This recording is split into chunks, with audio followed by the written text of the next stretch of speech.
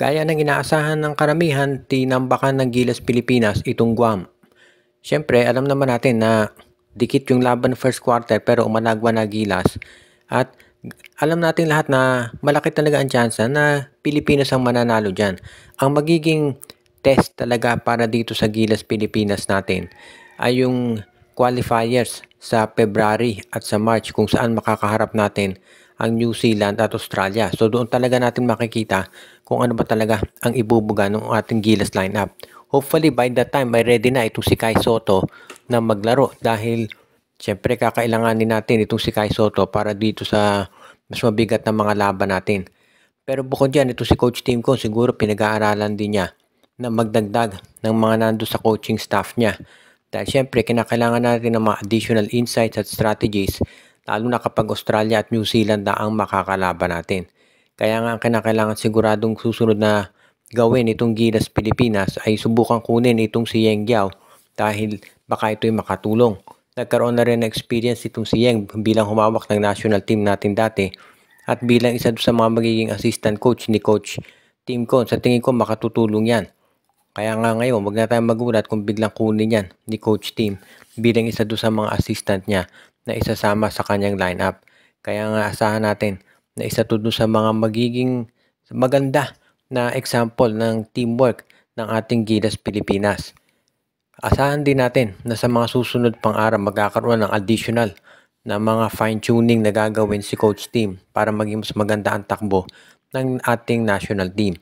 Alam nating lahat na medyo lightweight yung Guam, all due respect sa kanila. Pero hindi naman sila yung kino-consider na mga top contender. Kaya kinakailangan talaga sa susunod na mga games maging mas matindi pa ang Gilas. Samantala naman pagdating dito sa PBA ay lumalaki daw yung posibilidad na baka itong si Maverick Ahanmisi ay mapunta dito sa San Miguel. Sa totoo lang, bago na trade ng Hinebra itong si Maverick Ahanmisi dito sa Terra Firma Jeep, meron ng mga lumalabas na balita noon na nag-i-inquire daw ang SMB kung available ang nasabing player. Dahil interesado pala itong San Miguel na makuha itong si Maverick. Itong si Ahanmisi kasi sa nakikita ng coaching staff ng SMB, malaki may itulong nito bilang isang point guard at pwede rin to na maging isang scorer. Kaya mukhang yan dahilan kung ba't siya ay gustong makuha. Sa totoo lang, meron ding mga balita na yung magkapatid na Ahanmisi ay interesado dyan ang SMB.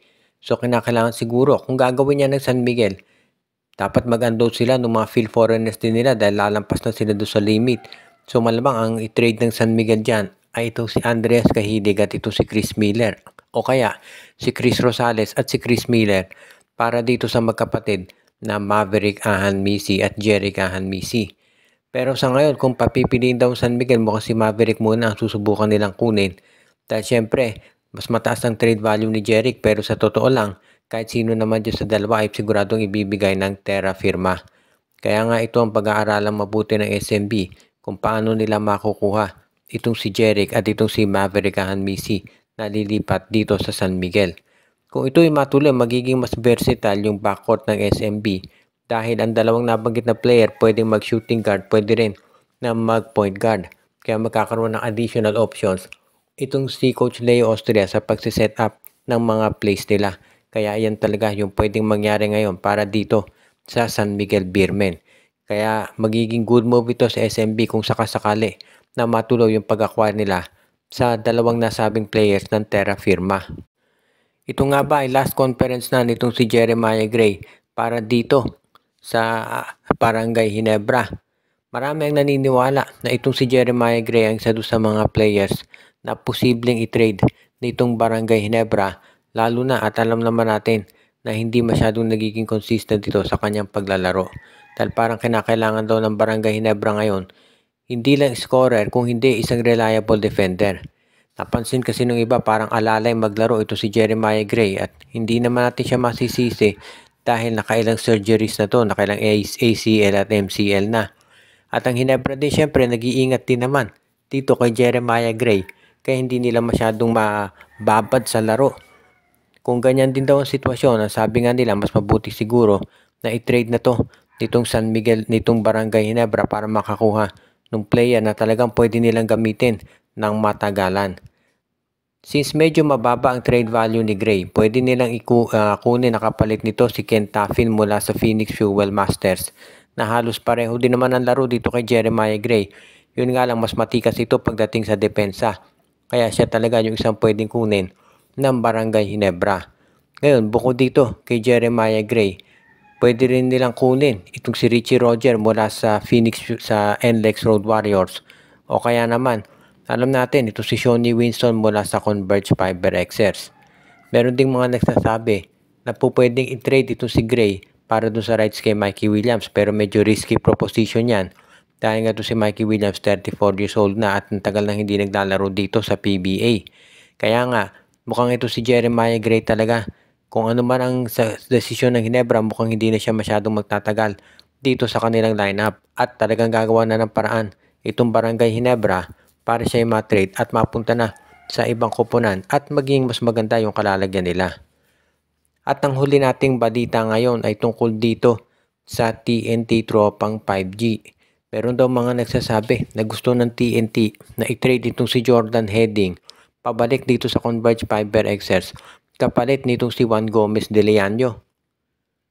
Kung maaalala ninyo, si Jordan Heading tinrade ng Converge dito sa TNT kapalit ni Mikey Williams na hindi naman naglaro para sa kanila. Fortunately, nakuha ng Converge yung draft pick ng Phoenix at yan na ginamit nila para ma-acquire si Juan Gomez de Leaño na ngayon ay kinukonsidera na isa sa pinakamagaling na rookie sa PBA. Ngayon, ito naman daw TNT interesadong makuha si de Leaño at ibabalik daw nila si Jordan Heading dito sa Fiber Xers. Ang tanong, papayag naman kaya itong Fiber Xers sa ganyang klaseng usapan?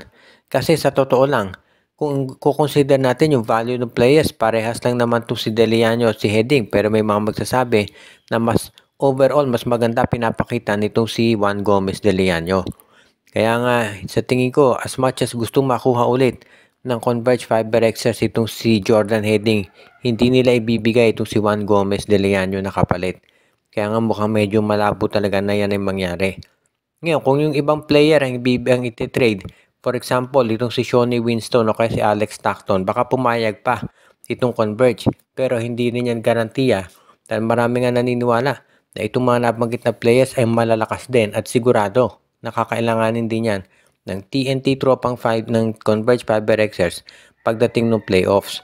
At sa panig naman ng TNT, si Jordan Heading naman, kung hindi nila ma-acquire mula sa hindi sila makapag-trade pa sa Converge, marami namang ibang teams ang magkaka-interest dito. So sa ngayon, yung Heading de Leaño trade sa tingin ko, medyo malabo pa yan na mangyari sa TNT.